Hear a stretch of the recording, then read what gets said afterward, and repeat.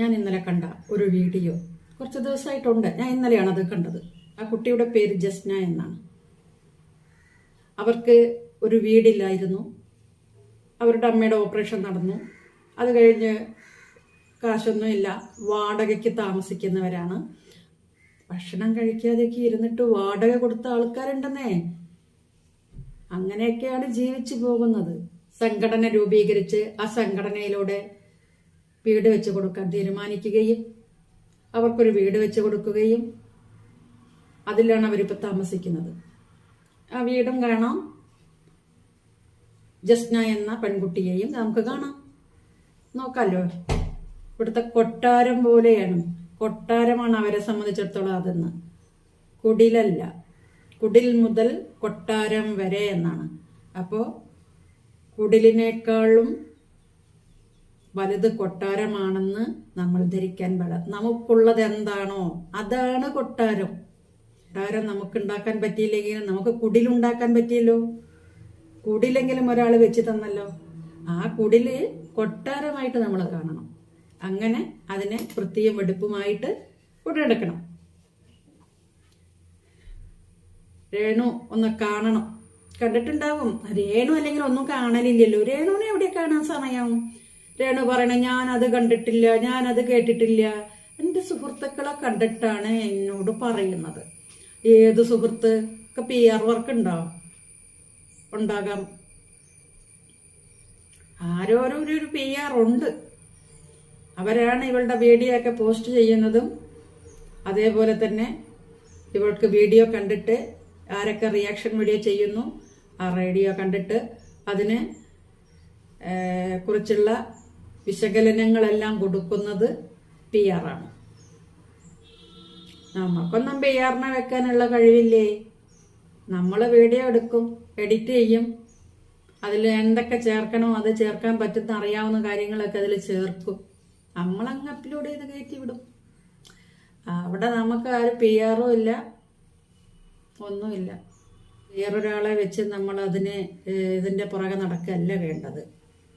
നമുക്ക് ജസ്റ്റിന്റെ വീഡിയോ കാണാം കേട്ടോ. ഒരുപാട് സ്ട്രഗിൾ ചെയ്തിട്ട് വരുന്നതാണ്. മമ്മിയുടെ സർജറി ഒക്കെ കഴിഞ്ഞ സമയത്ത് വാടകയൊക്കെ കൊടുക്കാൻ പറ്റാതിരുന്ന ഒരു സാഹചര്യത്തിൽ അത് കണ്ടിട്ട്, മമ്മിയുടെ അവസ്ഥ കണ്ടിട്ട് നമുക്കൊരു വീട് വെച്ച് തരാൻ വേണ്ടിയിട്ട് അവിടുത്തെ ഒരു ട്രസ്റ്റ് തീരുമാനിച്ച് നമുക്ക് കുറച്ച് സ്ഥലം തന്നു. അവിടെ അവർ നമുക്കൊരു വീടും വെച്ച് തന്നു.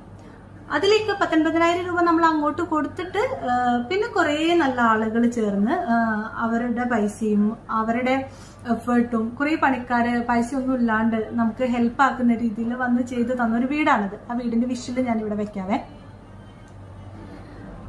ഈ വീടും രേണുസുതിക്കൊക്കെ കിട്ടിയിട്ടുള്ള ആ വീടും നിങ്ങളൊന്ന് കമ്പയർ ചെയ്യാം. എത്രത്തോളം ഇപ്പോ നമുക്ക് വീട് വെച്ച് തന്ന ആൾക്കാരെ ഞാൻ ഈ സമയവും നന്ദിയോടെ ഓർക്കാണ്. ഒരു നേരത്തെ ആഹാരം കഴിക്കുന്നത് വരെ നമ്മൾ മാറ്റി വെച്ചിട്ട് വാടക കൊടുക്കാൻ വേണ്ടിട്ട് എഫേർട്ട് എടുത്ത സമയങ്ങൾ ഉണ്ടായിട്ടുണ്ട്. അതിൽ നിന്നൊക്കെ നമുക്ക് കിടക്കാനൊരു സ്ഥലം. തങ്കപ്പെട്ട മനസ്സുള്ള തങ്കച്ചൻ ചേട്ടന്റെ ഒരു സംഭാഷണം തീർട്ടെ ഞാന്. അല്ല, തങ്കച്ചൻ ചേട്ടു പൊന്നപ്പനാണ്. നീ പൊന്നപ്പൻ. കേട്ടു നോക്കണേ. വീടിന്റെ പണിയുടെ തുടക്കത്തിലേ മറുനാടന്റെ ഒന്ന് കേട്ടു കേട്ടോ. വീട് കണ്ടിട്ട് എന്താണ് തോന്നുന്നത്? വീട് കണ്ടെന്ന് പറഞ്ഞാൽ തുടക്കം തൊട്ടേ ഞാനിവിടെ ഉണ്ട്.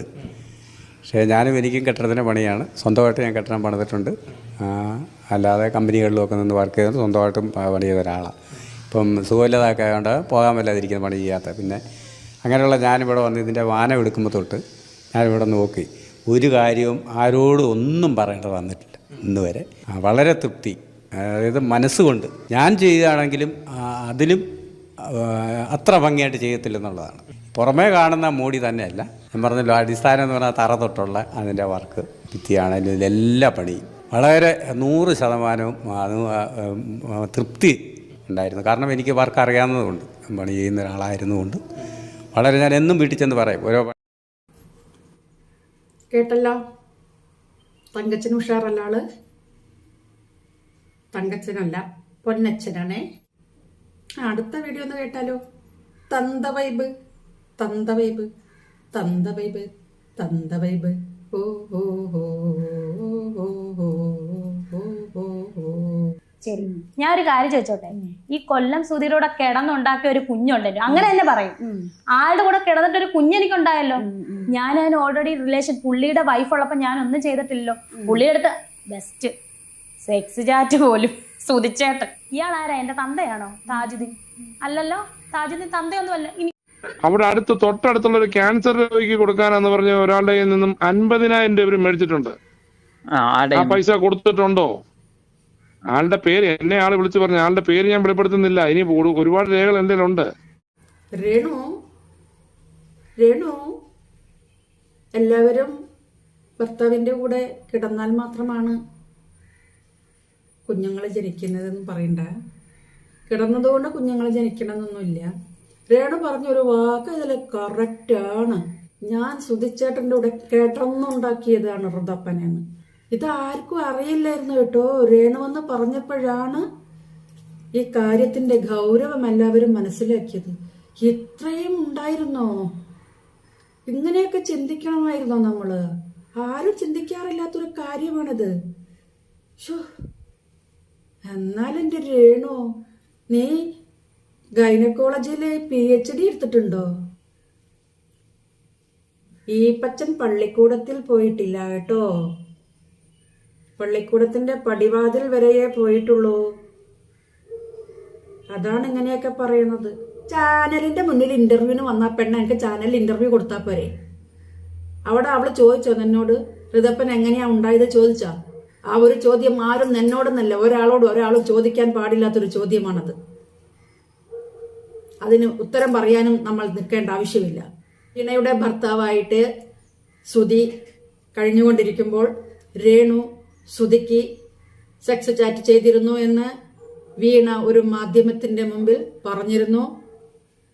വെറുതെ പറഞ്ഞതല്ല, അവളെ കയ്യിൽ തെളിവുണ്ടെന്നും പറഞ്ഞു. അത് വെച്ച് ഈ മാധ്യമത്തിന്റെ മുന്നിൽ വന്നിരുന്നിട്ട് സുധിച്ചൂട്ടന്റെ കൂടെ കിടന്നുണ്ടാക്കിയതാണെന്ന്. ഏതെങ്കിലും കാലത്ത് ഈ വീഡിയോ ഒക്കെ എന്റെ മകൻ കാണാൻ ഇടവരട്ടെ. ഋതപ്പൻ ആ വീഡിയോ കണ്ടതിന് ശേഷം നിന്നോട് പ്രതികരിക്കും, നോക്കിക്കോ. അപ്പൊ കണ്ട ഞാൻ സന്തോഷിച്ചതിന്റെ കാര്യം. ഈ പെണ്ണ് എന്തിനാ ഇറങ്ങിയിരിക്കുക? രേഷ്മ ഒരു കാര്യം ചെയ്യൂ. രേഷ്മ അഭിനയിച്ച് കാശൊക്കെ വാങ്ങി ജീവിച്ചോ. ഇവിടെ നീ അഭിനയിക്കണ്ടെന്നോ നീ അത് ചെയ്യണ്ടെന്നോ ഉദ്ഘാടിക്കാൻ പോകണ്ടെന്നോ ഒന്നും പറഞ്ഞില്ല. വിളക്ക് കൊളുത്തുന്ന രേണു വിളക്ക് കൊളുത്താൻ വേണ്ടി രേണുവിനോട് പറയണ്ടേ. രേണു വിളക്ക് കൊളുത്താൻ വന്നപ്പം അവിടെ നിന്ന് നല്ല വിളക്ക് കൊടുത്ത ഇപ്പുറത്തൂടെ കൊളുത്താൻ പറഞ്ഞ് ഒരു കത്രിയും പിടിച്ച് നിന്ന് നാട മുറിച്ച ഉദ്ഘാടനം. നമ്മുടെ വീടിന്റെ ഫ്രണ്ടിൽ തന്നെ ഒരു നാട ഇങ്ങനെ വലിച്ചു കെട്ടുക, വീട്ടിലിരിക്കുന്ന ഒരു കത്രിക എടുത്ത് കവറുകളൊക്കെ വെട്ടം കൊണ്ടുവച്ചിരിക്കുന്ന കത്രിക എടുക്കുക, ഉദ്ഘാടനം, മഹാമഹം. വിളക്ക് കത്തിക്കാൻ ഏത് സൈഡിൽ നിൽക്കണം, ഏത് തിരിക്ക് ആദ്യം തീ കൊളുത്തണം, ഏത് ഭാഗത്തേക്കുള്ള തിരി കൊളുത്തണം എന്നറിയാത്ത രേണു എവിടെ വിളക്ക് കൊളുത്താൻ പോയാലും വിളക്ക് കൊളുത്തേണ്ടതിന്റെ മുന്നേ അത് അറിയില്ലെങ്കിൽ അറിയാവുന്നവരോട് ചോദിച്ചതിന് ശേഷം മാത്രമാണ് വിളക്ക് കൊളുത്താൻ മുന്നിലേക്ക് വരേണ്ടത്. അനു ഉണ്ടായിരുന്നല്ലോ, അനുവോട് ചോദിച്ചുകൂടായിരുന്നില്ലേ? അനുവൊക്കെ സിനിമയിൽ ഒരുപാട് വലിയ വലിയ നായകന്മാരുടെ നായികയായി അഭിനയിച്ച് മുന്നോട്ട് വന്ന നടിയാണ് അനു. അനു ഉണ്ടായിരുന്നു. അനുവിൻ്റെ അടുത്ത് ചോദിക്കായിരുന്നില്ലേ? ഒരു 1/4 മീറ്റർ തുണി കൊണ്ട് ഒരു കഴുത്തും കയ്യിന്റെയും ഭാഗം കട്ട് ചെയ്തിട്ട് സ്റ്റിച്ച് ചെയ്ത് ഒരു പ്ലാസ്റ്റിക് കവർ, അതേപോലെ ഒരു കവർ എടുത്ത് ഇങ്ങനെ ഇട്ട പോലെയുണ്ട്. മുടി സ്ട്രൈറ്റൻ ചെയ്ത് പുരികം വെട്ടി മുട്ടിന് മുകളിൽ വരെയുള്ള ഒരു ഉടുപ്പ് ഇട്ട് പോയി നിന്നിട്ട് അല്ല നടിയാവല്.